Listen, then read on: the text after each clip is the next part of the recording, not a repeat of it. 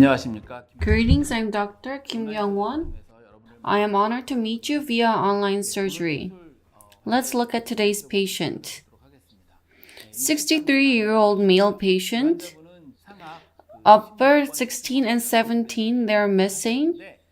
As you can see in the lower, the patient only has teeth up until number 6. Patient did not really want 2 implants in the upper and just wanted 1 implant.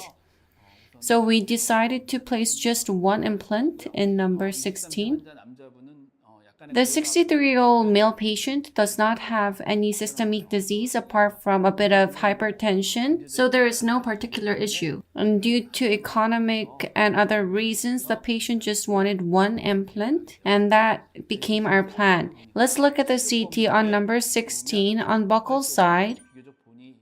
There's a lot of residual bone. I think when extraction was done in the past on the palatal root, I think there might have been a very severe lesion. Palatal bone has been lost a lot on CT.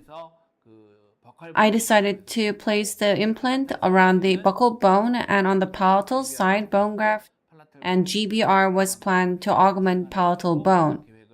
As you can see on the CT sectional, the residual bone height is quite favorable on the buccal side. On the palatal side, there's a lot of bone loss. In this patient, bovine bone, EOS, a xenograft is going to be used to do bone graft, and collagen membrane is going to be used for GBR. Palatal mucosa is going to be quite thick. In those cases, you can use collagen for a bone graft using xenograft.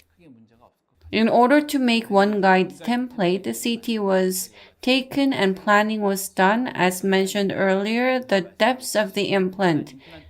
We need to consider the bone plate on the buccal side and determine the path and everything else. If you look at bone quality, it is approximately D2 to D3, so the bone quality is not excellent. I planned TS3 5.0 by 10 millimeter, and I anticipated that the bone will be soft, so drilling is going to be done only up until 4.5, and 5.0 by 10 millimeter implant is going to be placed. Implant is going to be placed like this. On the palatal side, bone graft is going to be done. This is post-op panoramic image. As was planned pre-op, the implant has been placed to the planned position. If you look at the CT on palatal side, bone graft has been done. I think the patient moved a little bit while taking CT. And on palatal side, bovine bone graft was done, collagen membrane was covered, and primary closure was done. Surgery was completed in this way. Let's look at the surgery.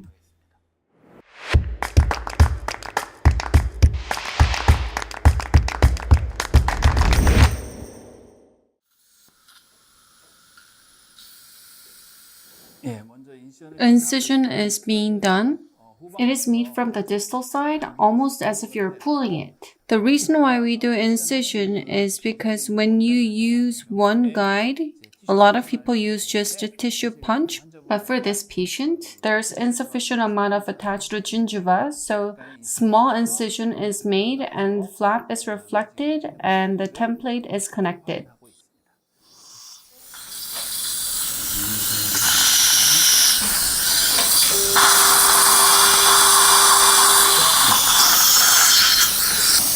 보세요.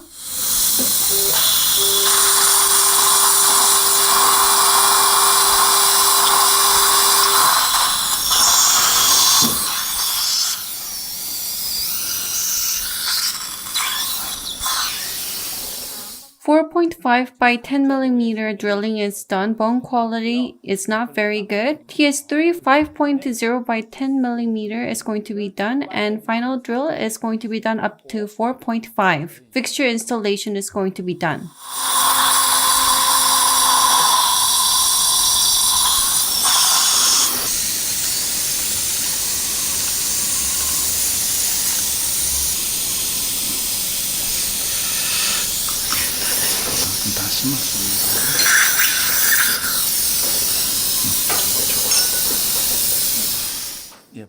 Bone quality was not very good. Cover screw is connected.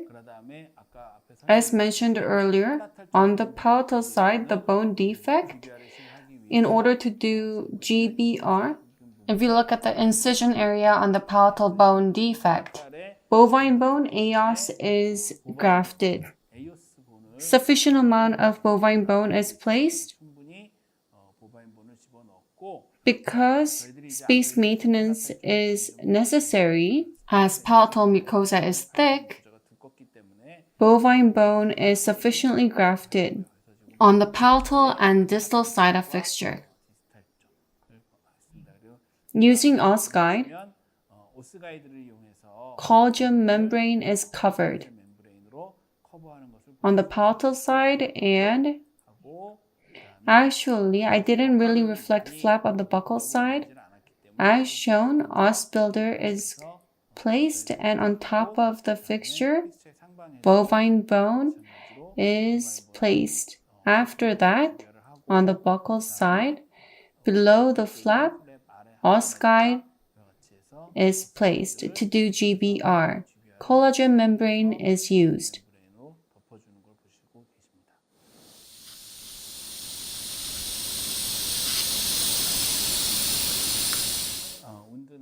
The wound, I'm going to do primary closure using interrupted suture.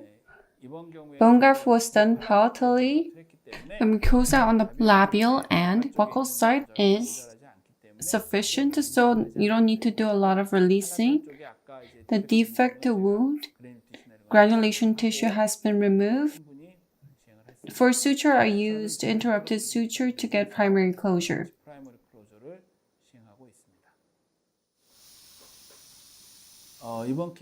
In this case, in number 16, there was a bone defect palatally, and using the bone plate and the buccal side, implant was placed, and for the palatal bone defect, xenograft was used for GBR. To treat the patient, I used collagen membrane and primary closure was done. Thank you for watching.